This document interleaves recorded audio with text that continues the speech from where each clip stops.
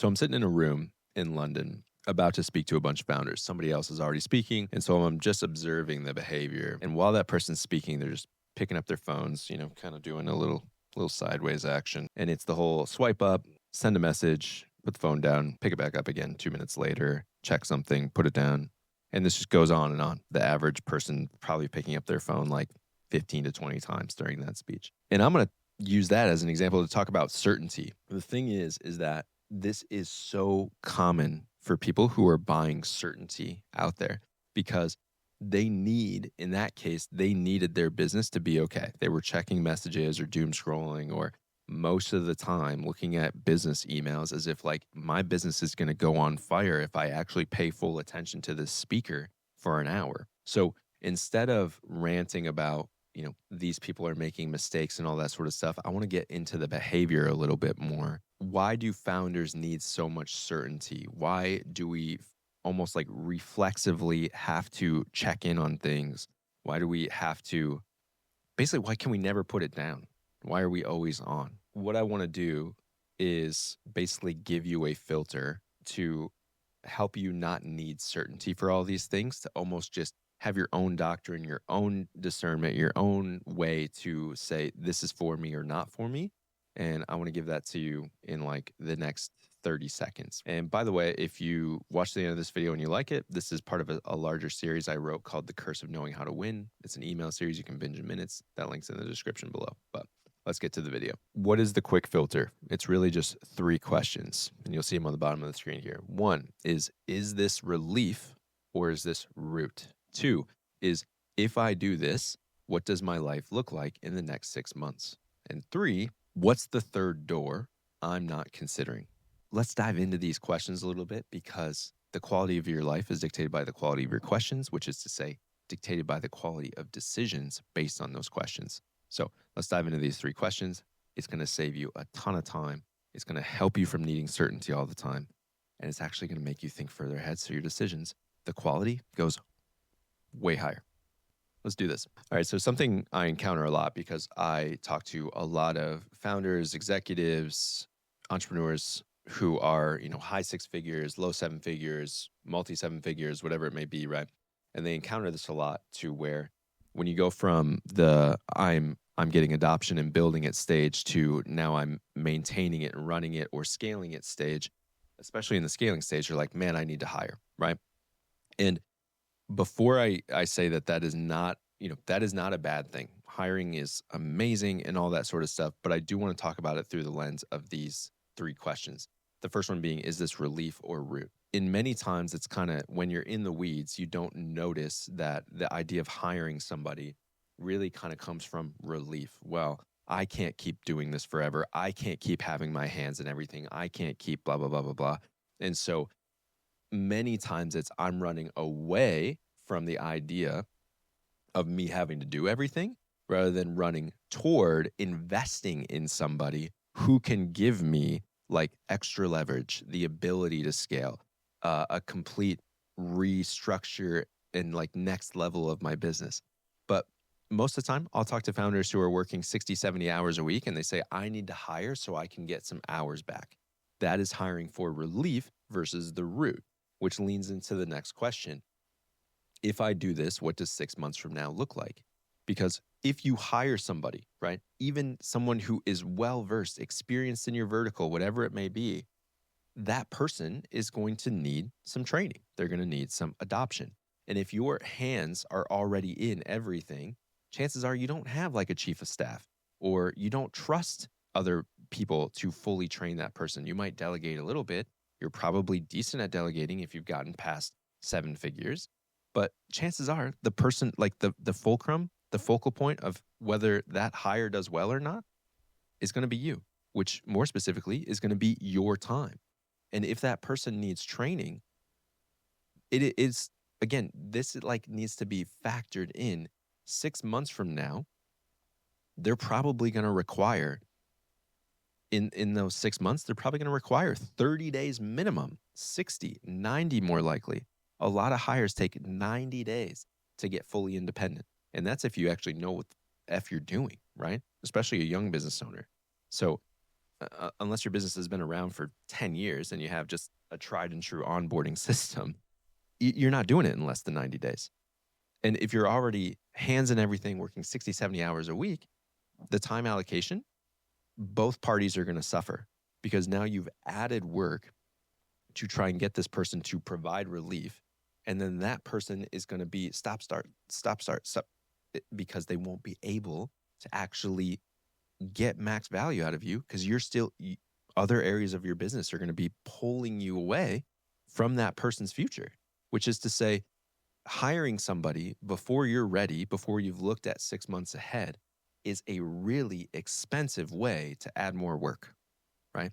So I am not anti-hire. I think it's freaking amazing. But without the question of what does this look like 6 months from now, knowing that there's going to be a huge time allocation on your side, unless you can actually delegate appropriately or have a really good onboarding or like a roadmap for them to follow, it may be one of those very, very expensive things you can't actually invest in, right?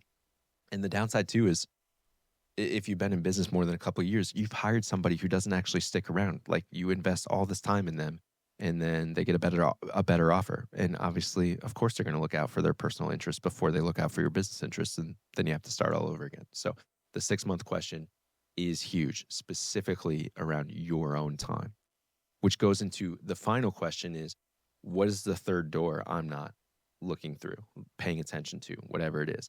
And many times when you're working 60, 70 hours a week and you're thinking, I need to hire to get hours back. Okay, we're thinking relief. And then you're probably, because you're in relief, you're like, I need relief now. You're not thinking 6 months ahead. So 2 strikes. The third door, of course, you're not going to pay attention to that. You're a human being. So I'm not putting you down with this. What I'm saying is like a third door with a lot of my clients over my career, when I've been coaching, many of them think I need to hire, I need to get this specialist, I need to do whatever. And the reality is they actually end up, after we have a couple sessions together, they end up letting people go because instead of saying, I need to keep plugging holes, they start with what they have. What's in my current business, what's doing well, what's not doing well. And it's not because their employees are underperforming or whatever. It's that they followed the inherited rules, the traditional steps of scaling to get to 7 figures. And then they're like, oh, now that I have a 7-figure business, what I want is a 7-figure business or a high 6-figure business that actually only has 3 employees because I'm not really a big fan of managing people, right? I have one of my clients is going through this right now. Super successful in the hospitality space, but doesn't really like managing people, right? And so because hospitality requires a lot of hands and all that sort of stuff, it's not about she has to have people, right? She has to have staff.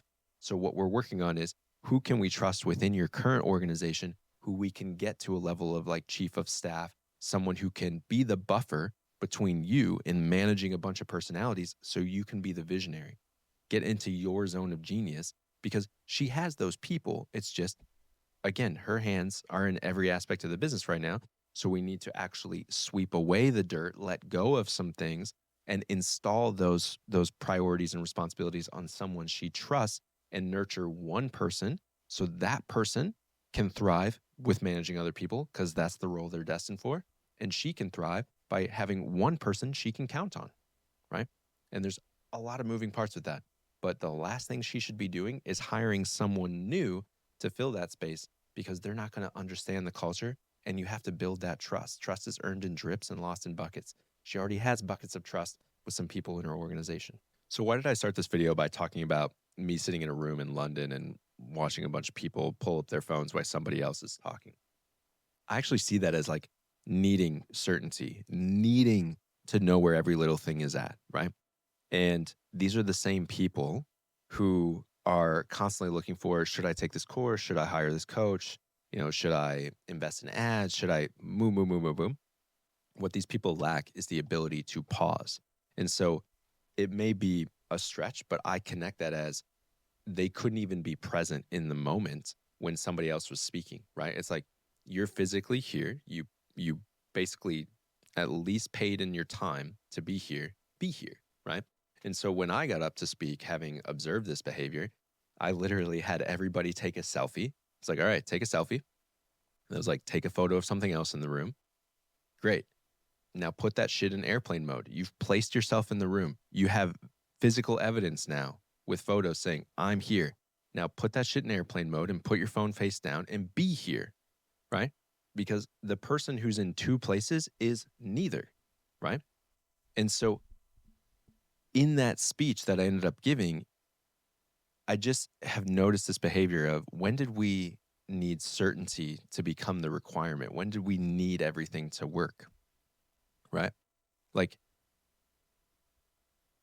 solving that hiring problem by saying we need to hire to solve this thing, that is basically saying we need this external tactic, this certainty, this physical person, this thing we can actually put in our mind to solve this, instead of actually looking at what we have and say, where could this be better, right?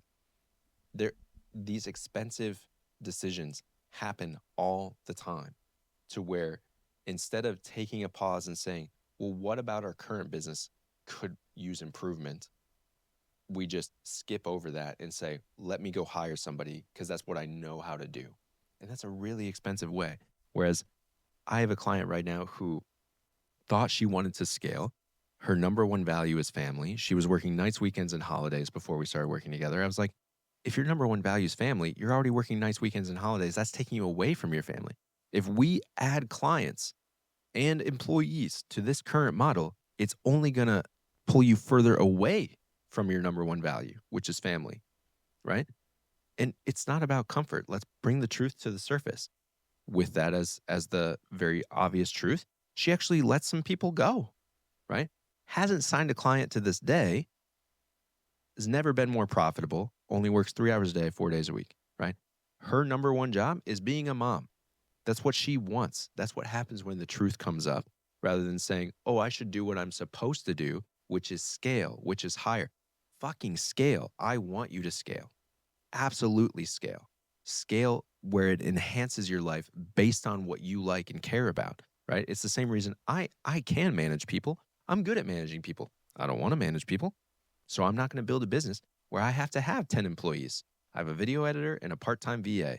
Freaking awesome. They're amazing. They're going to work with me for years. So here's another one. Let's funnel it through these 3 questions, because if you're still with me, hopefully you vibe with my ranty style. But let's think of it this way. Something we hear a lot, right? And you see it advertised in your DMs. You know, there are constantly people in your face, and you probably believe this as well. I believed it for a long time, to where it's like, I need more leads. I need more leads to grow my business, blah, blah, blah, blah, blah. Right? And so let's ask that, is that a relief or a root problem, right? It could very well be a root problem. Maybe you just don't have enough recognition and all that sort of stuff. But where it sounds like relief is like, oh, no, we need better content. We need to be everywhere. We need a lead generation service, or we need to run ads, or we need to, all of those things are really, really good. Nothing against those as tactics. The tactic has to mean something. It has to be rooted in, we need leads because, we need to run ads because, whatever it may be. And if the answer is something as in like, we need more business, we got to go deeper than that. So the next question being like, okay, if say we're actually in need of more leads, but you, the founder, are again working 50, 60 hours a week, more leads does not solve that problem, right? That's not the root problem. It's a surface problem, and more leads are amazing. But the root problem is, why is it taking you 60 hours to not earn as much money as you want, right? I would say the first thing is, let's get the hours down and make the same amount. This is what I do with clients all the time by just asking questions. I don't actually tell them what to do. I just say, well, that meeting that you've had recurring for over a year now, does that light you up? Do you think the client even values that? Another question I ask is, what is the number one value you're giving to clients? When my clients say it, they'll say, well, I think it's this. And I say, okay, first step, don't think, no. Ask every individual client, where am I most valuable to you? Because I asked that question to my clients when I had the agency, that at the time I was averaging 21 hours a week in meetings, right?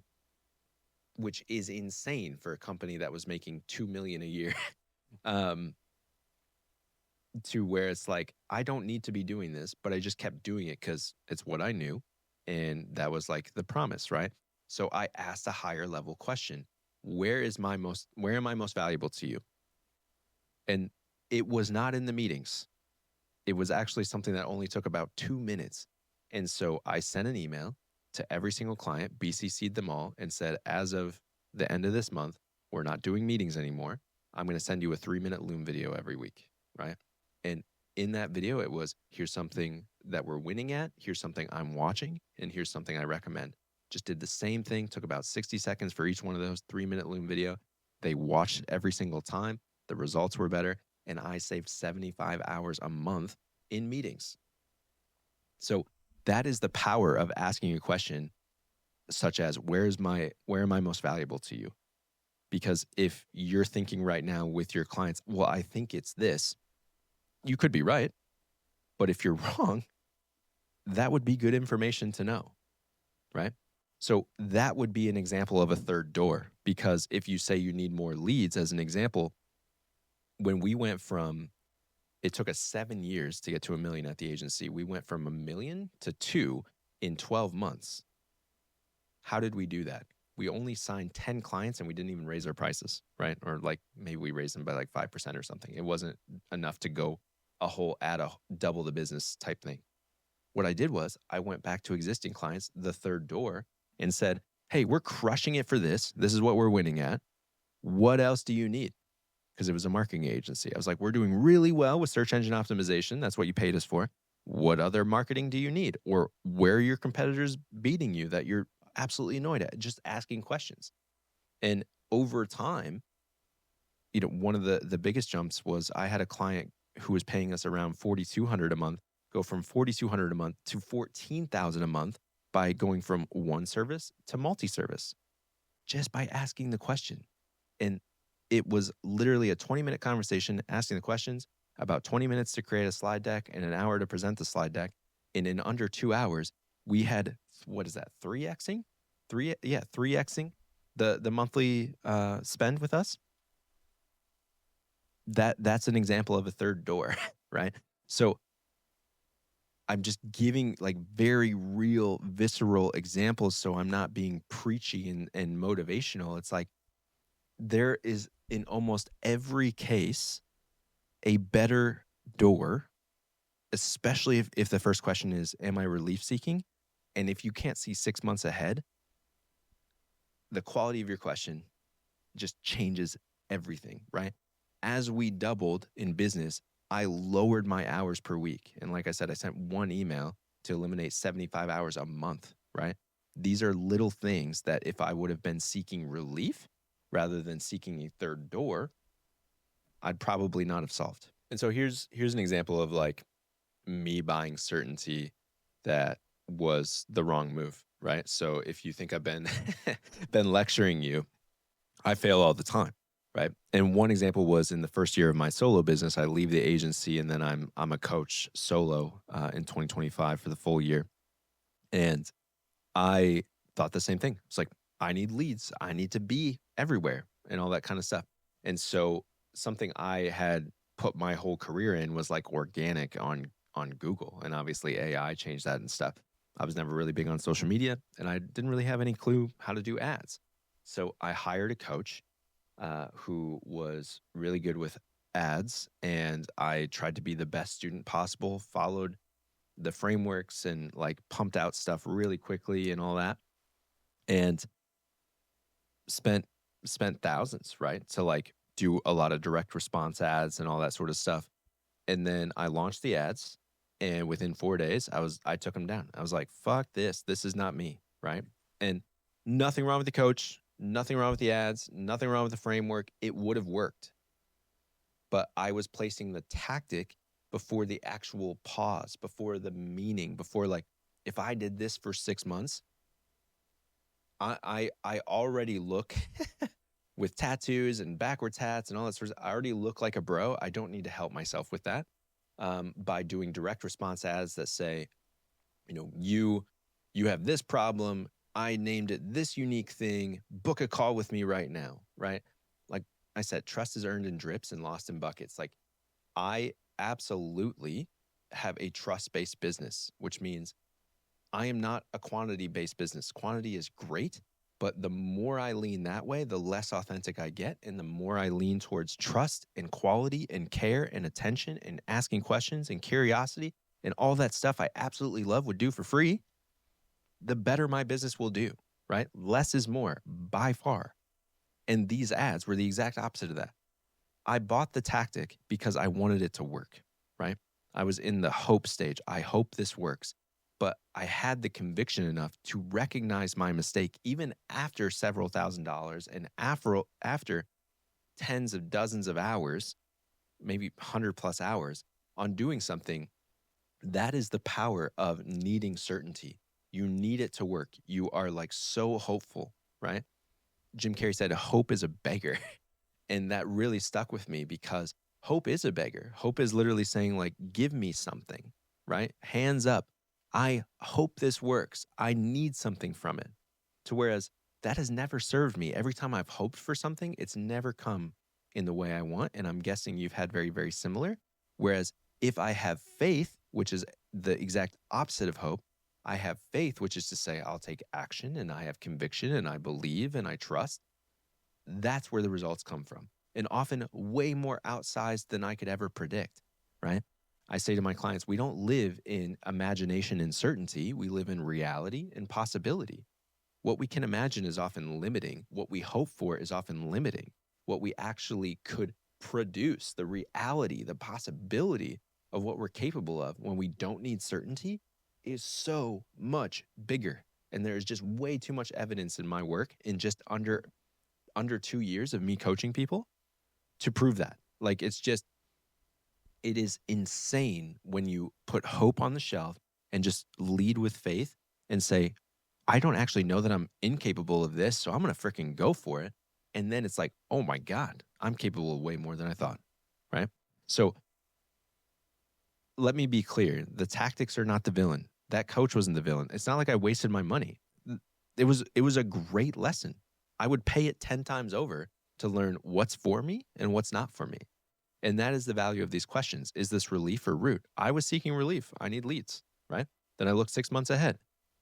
I didn't at the time. If I would have looked 6 months ahead, I would have been like, if this is successful, I'm going to be so far away from the actual human being I want to be.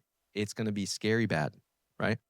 So that was the 6 months thing that I ignored. And then the third door was like, what if I just grab coffee with people? That's like how I've run my business.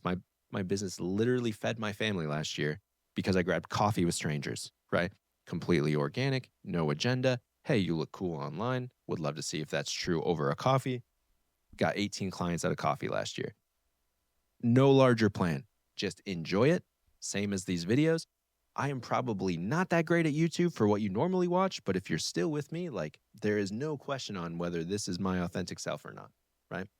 So the point is, the tactic is hope. The certainty is hope. Putting that thing out front before you've actually taken a pause and said, what's the root of this? What does 6 months from now look like? What is the third door available to me that I'm just avoiding because I need relief, as an example? So I think what's really important to wrap this up, because I went way longer than I thought I would, is there's this idea of like movement isn't progress, right?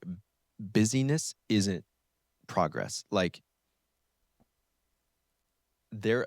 if you are a founder, an executive, an entrepreneur who has a small team, who has good revenue, who's putting in 40, 50, 60 hours a week, whatever, there is nothing wrong with sacrifice. If there's meaning behind it, freaking do it. You can choose your suffering. I choose suffering in many cases because of the larger whole. But what I will say is, if what I'm about to say resonates, these questions are going to be useful to you, relief root, all that kind of stuff. If you feel really, really busy, if you are doing a lot and not much of it makes sense, or if you are doing a lot and you can't actually like pull on the thread in the messy ball of yarn in your head and say, this is the one thread I'm doing, and here's why, these questions are for you, right? Because action on its own is not, it's not purpose. It's not progress, right? What is the meaning behind the action? If you want to make a bunch of money, why? right? If you want to have a big business, why? If you want to just kick it on the beach and freaking, have Mai Tais all the time, nothing wrong with that. Not judging that. Why? Go one layer deeper. That's relief and root. That's 6 months from now. That's what's the third door, right? Ask yourself why, because nobody else is going to do it for you. If you truly want to live a life of purpose, this is not woo-woo shit. If you want a life of purpose, you need to know the answer to that question. Why do I want this? So if we were to summarize this whole thing, I'd basically say this. Where are you asking yourself for the next answer, the next tactic, the next certainty, because you don't want to own the next decision or the next why, right? I'm not saying you're avoidant. I'm not saying you're purposely trying to do these things. I'm saying it's really freaking easy as a founder or an entrepreneur to not see the forest through the trees and just be like, I need to move. I need to do things. I can't sit still, right? I have a client right now who's considering taking out a 6-figure loan to expand the business. As of right now, I'm asking why, and they don't have the answer. They don't know why they want it. That's a really expensive way to not know what you want, right? Whereas there is very likely, we don't know what it is yet, but there is very likely a third door available that doesn't cost 6 figures, as an example, right? So it is insane for us to constantly want the next thing. And I say that in the most endearing way possible as someone who did that for a decade plus of just like, nope, I need the next thing. No, let's buy this lead magnet. No, let's get in this course. Let's get in this mastermind. Let's buy this lead gen service. Let's run ads. Let's like, all of those are fine. Fine. Have meaning behind it. Why do you want it? If you do it and it's successful, what does that look like 6 months from now? These questions, I'm not being verbose when I say this, will save you hundreds of thousands of dollars because it's already happened. These questions will save you hundreds and hundreds of hours in time because it's already happened. 3 questions, relief or root. What does this look like 6 months from now? If it's successful, would be like a caveat I'd add to that. Because sometimes you're like, oh shit, what if this works? And then what's the third door?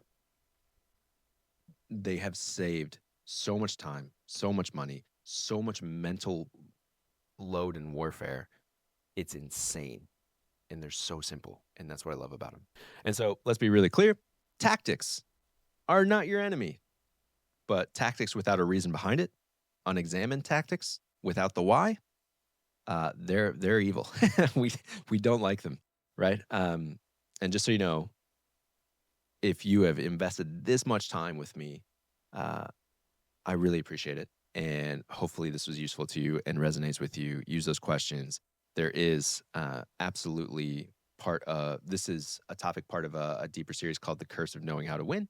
Like I said earlier, feel free, that link's in the description below, and you can binge those in minutes. And if you are highly capable and you're the transition from the question of can I keep winning has gone from can I keep winning to do I want to keep winning this way? And you're still watching this video, that email series it's bang on for you. All right. So feel free to do that. And thank you so much for spending time with me today and letting me yap at you a little bit. I don't know when I'll be publishing the next one, but I certainly will. And I can't wait to see you there. So we'll see you in the next one.